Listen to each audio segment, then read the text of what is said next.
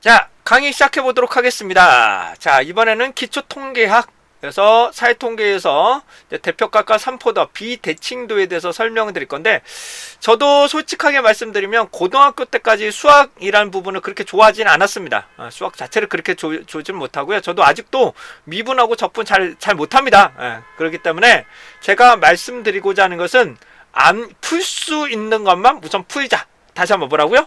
풀 수 있는 것만 핵심에서 풀자.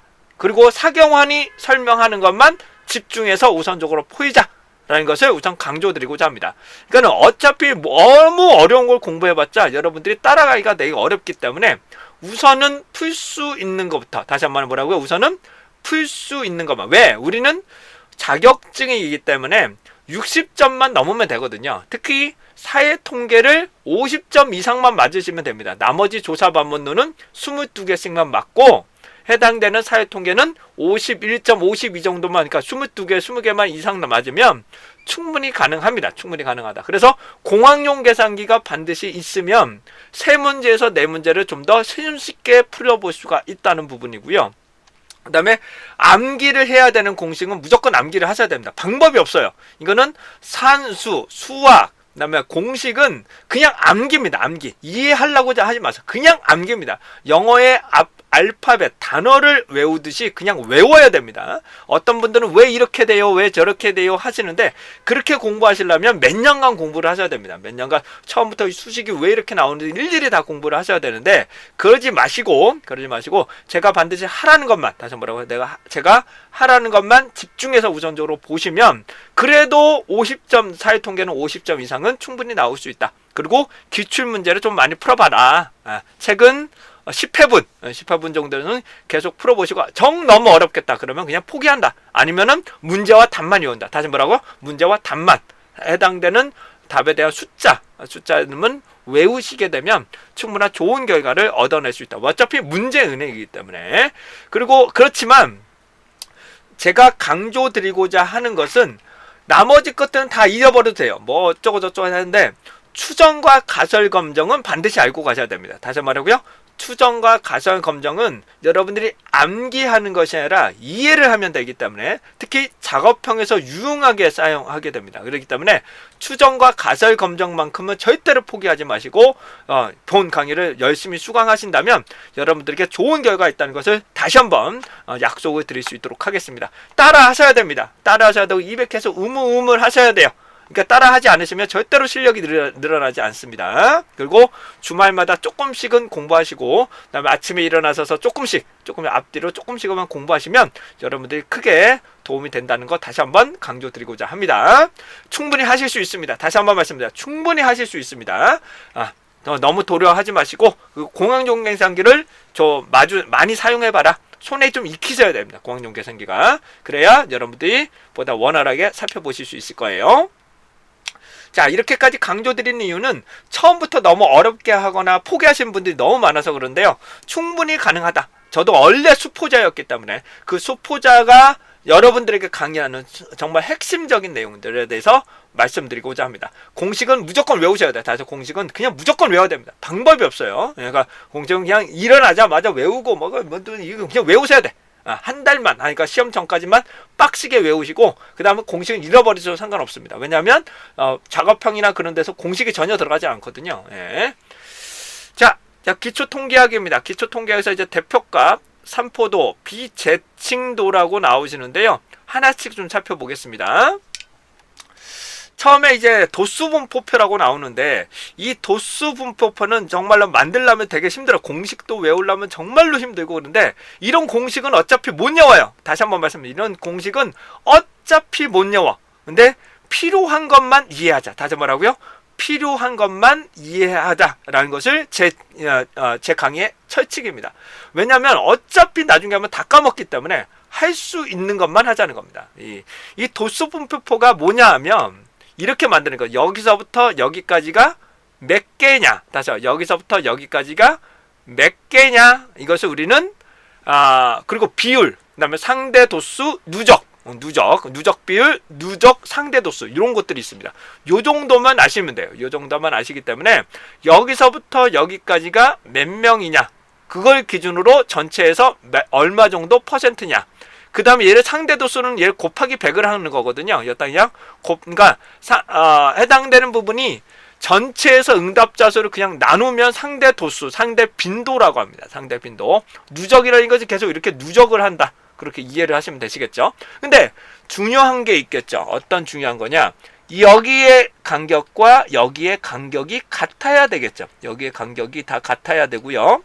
대신에 이 끝에까지 최소, 맨 마지막과 맨 끝은 최대와 최소를 모두 포함을 해야 돼. 이쪽은 최대까지 포함을 하고 얘는 최소까지 포함을 해야 된다는 거고, 나머지 요 간격은, 요게 간격은 동일해야 되겠다.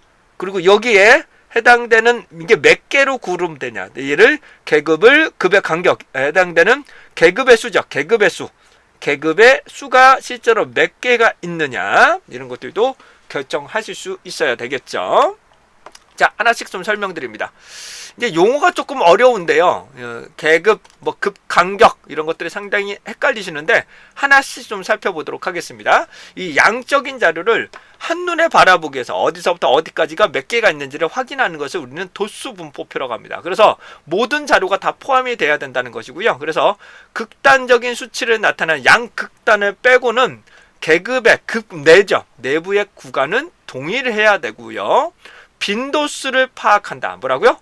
빈도수를 파악하는데 이 계급의 구간, 요 계급의 수가에 따라서 이 결과치가 크게 달라집니다. 이게 도수분포표의 한계점이에요.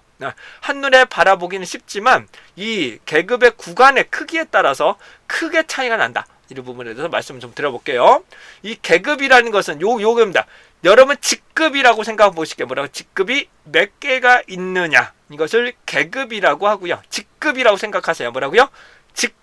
직급이라고 생각을 하시고 급의 간격은 이 안의 간격입니다. 이게 뭐라고요? 이 안의 간격. 이 간격을 급 간격이라고 보시면 돼요. 그런데 계급의 수를 결정하는 게 있어요. 계급의 수를 결정하는 공식이 따로 있습니다. 공식인데 이게 너무 어려워요. 해당되는 노구 2에 노구 n을 놓고 1 플러스를 하게 되는데 우선 실무적으로 말씀드리면 계급의 수, 즉 이 직급의 수를 너무 많이 만들어버리면 사람들의 이해 정도가 많이 떨어집니다. 그래서 너무 작게 만들어도 문제고요. 그래서 대다수 5개에서 10개 사이 내외로 만듭니다. 저는 보통 5개에서 7개 사이를 만드는 게 편하다고 봅니다. 근데 보통은 4개에서 7개 사이 뭐 요 정도로 만들게 되는데요. 그 다음에 급의 간격, 급의 간격은 여기와 여기 간격이 똑같게 만들어야 된다. 그것만 보세요. 이 공식은 포기하자고요. 이 공식은 그냥 포기하자고요. 너무 어려우니까 우선은 포기하자고요. 그 다음에 계급의 한계 같은 경우는 상한값과 하한값, 이 끝액과 이 상한값은 모두 포함을 해야 되겠다. 그것만 좀 조심을 하시면 되실 것 같고요. 자, 그러면 요 자료에 대해서 한번 보도록 하겠습니다. 평균이 요 정도 나오고 이렇게 나온다고 했을 때 최소는 360점, 최대는 498.86 이 정도로 나타나고 있네요.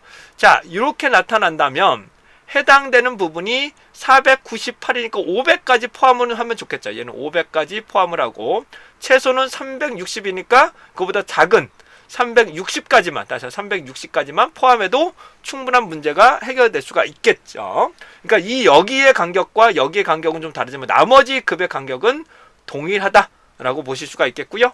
자, 여기 보시면 계급의 수, 해당 직급이에요. 직급이 총 8개이고 급의 간격이, 여기의 간격이 10씩 되어 있다. 10개씩 10으로 단위로 되어 있습니다. 근데 문제점이 뭐가 있느냐? 여기 보시게 되면 응답자 수가 있고요. 여기 보시면 응답자 수가 있고 전체 응답자 대비해서 몇 %냐 이것이 비율이고요. 상대도수는 그냥 응답자 수에서 전체를 그냥 나누는 것을 말합니다. 제가 여기서 도수 분포표 이렇게 정리해서 이거는 정리해서 드릴게요. 도수 분포표. 자, 도수 분포표는 계급이 뭔지, 그다음에 계급 얘는 직급이라 보자. 그다음에 급간 해당되는 계급 내의 간격, 계급 내의 간격을 급간이라고 보자. 이렇게 보시면 되실 것 같고요. 자, 그다음에 여기를 보시게 되면 요 표가 나오시는데 요거 한번 좀 정리를 해드릴게요.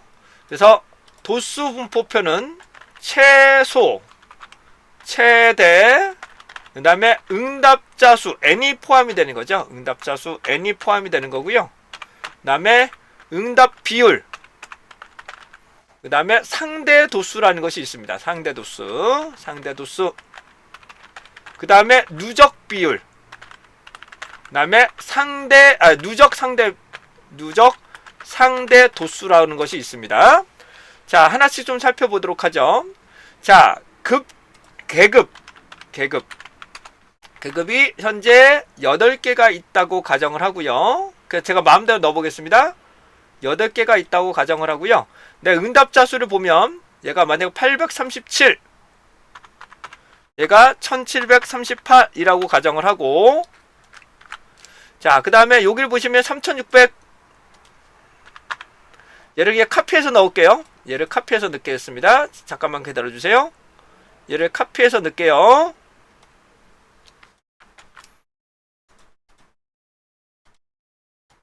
얘를 카피해서 넣을게요.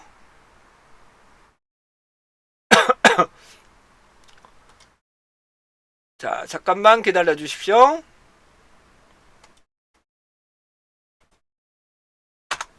네, 이렇게 있다고 가정을 해보겠습니다. 자, 합계를 한번 구해보겠습니다. 합계. 자, 개를 구하시게 되면 요게 개죠. 3629라고 나오고 있네요. 3629. 자, 비율이라는 건 뭐냐면, 해당되는 응답자 수, 해당되는 계급에서 전체 n수로 나누는 것이 곱하기 100까지가 비율이 되겠죠. 곱하기 100까지고요. 상대 도수는 그냥 나누기만 하면 됩니다. 상대 도수라는 것은 그냥 나누기만 하면 돼요. 그냥 나누기만 하면 상대 도수가 됩니다. 상대 도수. 그래서 소수점은 상황에 따라서 조절을 하실 수가 있겠죠. 자, 그런데 저는 분모를 무조건 고정을 시키고 이렇게 진행을 하겠습니다. 자, 이런 식으로 나오시는데 문제는 요 이하부터가 여기 이하부터가 응답 비율이 너무 작아져요. 해당되는 응답자의 전체 비율이 너무 작아져요. 특히 여기 보시면 1% 이하가 되기 때문에 응답자의 비율이 너무 낮기 때문에 이쪽이 너무 왜곡이 될 수 있다는 거죠. 이쪽이 너무 많아요. 너무 많기 때문에 이 집단을 어디까지 다시 한번 나눠야 되는 건지를 한번 고민을 해야 될 것 같고요. 자, 누적 비율이라는 건 뭐냐면 얘를 더하는 거죠. 여기서부터 실제로 더하기 현재를 더하는 거죠. 얘를 더하는 것을 누적 비율이라고 보시면 됩니다. 얘를 누적 비율이라는데 이 누적을 보는 거는 언제까지 어디까지가 전체 몇 퍼센트가 되는지를 한 번에 볼 수 있는 것을 누적 비율이라고 하는데, 그렇다면 요 정도만 돼도 요 정도만 되더라도 전체 97%를 설명하는구나 라는 것을 보실 수가 있겠죠. 상대 누적 도수라는 것은 똑같습니다. 누적 도수를 그냥 더하는 거죠. 계속 더한다. 이것을 말하게 됩니다. 이것을 우리는 상대 누적 도수라고 합니다. 누적 상대 도수, 상대 누적 도수나 뭐 똑같은 말입니다. 상대 누적 도수나 누적 상대 도수나 뭐 거의 똑같은 내용이라고 보시면 되실 것 같아요. 자, 상대 누적 도수라고 하나? 누적 상대 도수인가? 저도 이거 용어가 갑자기 생각이 안 나는데 해당되는 부분이 이렇게 나타나게 됩니다. 그래서 요 정도가 되면 전체의 90%를 살펴보겠다라고 보실 수가 있겠죠. 그렇다면 자, 제가 만약에 이 자료가 없다고 가정을 하겠습니다. 상대 도수가 없다고 가정을 해볼게요. 다시 한번요. 상대 도수가 없다고 가정을 해볼게요. 자, 그런데 누적 상대 도수는 있어요. 제가 현재 누적 상대 도수는 있고 여기 있는 상대 도수가 없다고 가정을 하겠습니다. 여기 있는 것이 상대 도수가 없다고 가정을 하겠습니다. 그렇다면 여기 상대 도수를 몇이라고 볼 수 있겠나요? 여기 자료가 다 없다고 가정하면 해당되는 부분이 여기가 몇이라고 볼 수 있겠나요? 그쵸? 여기 뭐라고요? 현재 누적 상대 도수에서 해당하는 부분을 빼면 해당을 여기에서 요거에 더하는 게 요거잖아요. 그렇다면 해당되는 부분이 여기를 빼면, 그렇죠? 여기서 여기를 빼면 해당되는 상대 도수를 구할 수가 있겠죠. 여기서 빼면 해당한 부분이 0.193이라는 것을 구할 수가 있겠죠. 그렇다면 전체가 3629라면, 다시 3929라면 여기다가 실제로 요걸 곱하면 701명이라는 것을 구할 수가 있겠죠. 이해되셨나요? 요건 주어질 거예요. 시험장에서는 요건 만약에 상대 누적 도수 얘가 빠진 상황이고요. 얘가 빠진 상황이고 총 개수는 알려져 있고 요것도 없겠죠. 요것도 없는 상황이고요. 얘가 없다고 가정하겠습니다. 자, 근데 그러니까 누적 상대 도수가 있다면 상대 도수와 n수를 구하라. 그러면 어떻게 된다고요? 해당되는 누적 상대에서 요 위에 거를 빼버리면 해당되는 상대 도수를 구할 수가 있겠고요. 그 다음에 전체에서 해당하는 부분을 곱하게 되면 그 다음에 n수를 추정할 수가 있게 되겠죠. 이런 식으로 누적 상대 도수를 활용하는 건데 누적 비율도 똑같은 말입니다. 누적 비율이나 비율에서 얘를 계속 누적한다 라고 보시면 됩니다. 그래서 여기 상대 도수, 상대 빈도라는 것만 다시 말씀드려요. 상대 빈도라는 것은 전체에서 해당되는 셀의 n수만 나누는 거, 이것을 상대 도수, 상대 빈도라고 합니다. 작업형에서 자주 나옵니다. 상대 빈도, 상대 도수를 구하라는 것이 많이 나오기 때문에 전체 n에서 해당되는 셀의 n만 나눈다. 이것을 우리는 상대 도수라고 하고요. 곱하기 100을 하면 백분율이 되는 거죠. 얘는 전체 백분율이 된다 라고 보시면 되실 것 같아요. 자, 그러시면 요거에 대해서는 간단하게 구하는 방법 이렇게 말씀을 좀 드려봤습니다. 괜찮으시죠? 네. 자, 그 다음에 제가 집단을 다 좀 바꿔버리면 얘를 10%인가 1%, 5% 이상 정도로 이렇게 재그룹을 하겠습니다. 재그룹을 하게 되면 해당하는 부분이 집단이 너무 한쪽에 몰리지 않도록 똑같은 자료입니다. 요거랑 요거의 자료와 요건 10단위씩가 되어 있는데 얘는 5단위씩 만들어 봤습니다. 얘를 5단위씩 만들어 봤습니다. 그 결과를 딱 보니까 이 간격이 좀 넓죠. 여기서부터는 좀 아래쪽으로 465 이하부터는 좀 많고 여기서도 좀 많긴 하는데 해당하는 부분이 비율적으로 좀 고르게 좀 살펴보실 수가 있겠죠. 이건 너무 한쪽에 몰려 있거나 다시 한쪽에 몰려 있거나 해당하는 부분에서 요게 n수가 너무 작기 때문에 해당하는 부분 비율이 너무 작기 때문에 대표성이 매우 문제점이 될 수가 있겠죠. 그래서 이 똑같은 자료임에도 불구하고 이 도수 분포표는 계급의 수, 첫 번째 계급의 수, 그 다음에 급내의 간격을 몇 개로 할 거냐에 따라서 크게 달라질 수 있다 라는 부분이 도수 분포표의 한계점이 됩니다. 그런데 이 도수 분포표 요 자료를 가지고 평균을 구하라는 문제가 나타날 수 있습니다. 요 자료를 가지고 평균을 구하라는 문제가 나올 수도 있어요. 근데 원칙적으로 말씀드리면 이 자료만 가지고 정확한 평균을 구할 수는 없습니다. 이 자료를 가지고 정확한 평균은 구할 수가 없습니다. 근데 근사치를 살펴보면 여기와 여기의 중앙값을 구하고요. 여기서부터 여기까지의 중앙값을 구하고 n수를 곱합니다. n수를 곱하면 1에 대한 값들을 구할 수가 있겠죠. 그리고 전체인 3629로 나누면 대략적인 평균을 구할 수 있습니다. 정확한 평균은 못 구해요. 다시 정확한 평균이 아니라 여기 중앙값, 여기에 중앙값을 구하는데 중앙값이라는 것은 가운데 위치한 것을 말하기 때문에 메디안이라는 함수를 쓰게 됩니다. 네, 메디안을 놓고 여기서부터 여기까지가 되는데요.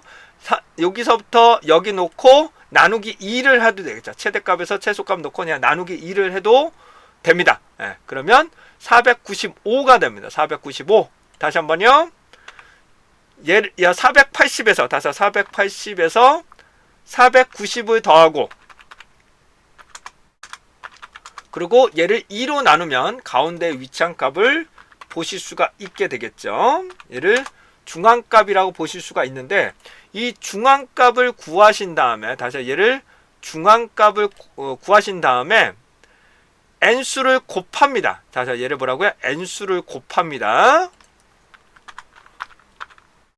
중앙값에다가 n수를 곱합니다.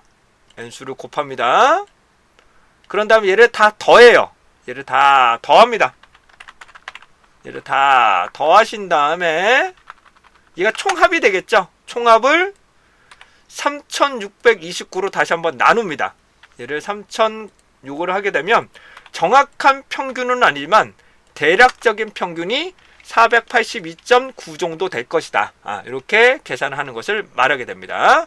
자, 다시 한번요. 뭐라고요? 495에서 837 이렇게 곱하신 다음에 더해 다음에 3629로 나누면 482.9 정도 나온다. 요게 도수 분포표를 가지고 평균을 구하는 방법인데, 실제로 사회조사 분석사에서는 이렇게 큰 값이 나오진 않을 거예요. 다소 이렇게 큰 값이 나오진 않을 거예요. 그래서 해당되는 부분에 중앙값을 기준으로 계산한다. 뭐라고요? 중앙값을 기준으로 계산한다. 그렇게 이해를 하시면 되실 것 같습니다. 자, 이해되셨나요? 그렇다면 제가 다 많이 하진 않을 거고요. 요것만 가지고 계산을 한번 해볼까요? 요것만 가지고 제가 계산을 한번 중앙값, 평균을 한번 구해보도록 하겠습니다. 자, 여기 중앙값은 455, 얘는 445, 얘는 435라고 가정을 하겠습니다.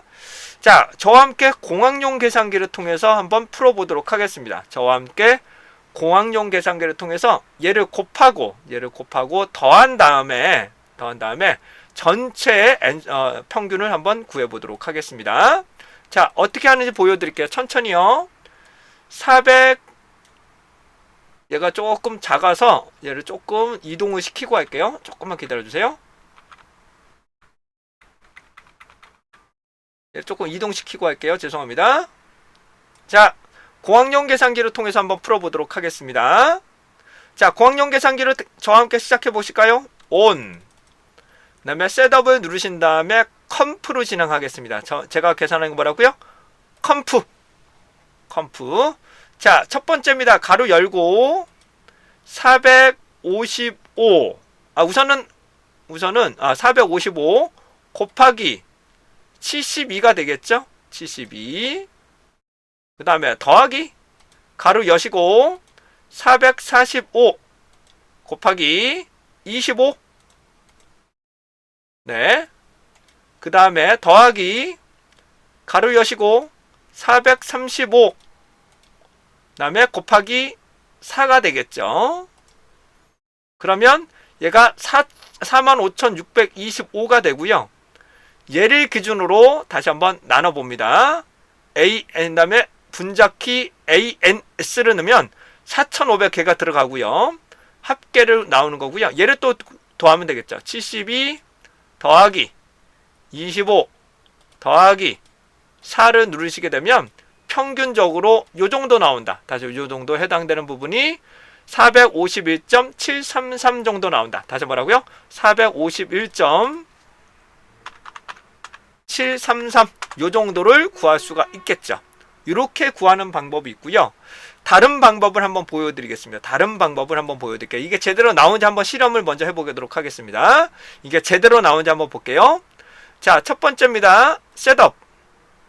여기서 스태티스틱으로 들어갑니다. 스태티스틱 3번으로 들어가고요. 제가 두 개의 변수죠. 다시 뭐라고? 얘가 두 개의 변수입니다. 두 개의 변수. 그러니까 여기랑 곱하는 거죠. 여기랑 곱하는 값이죠.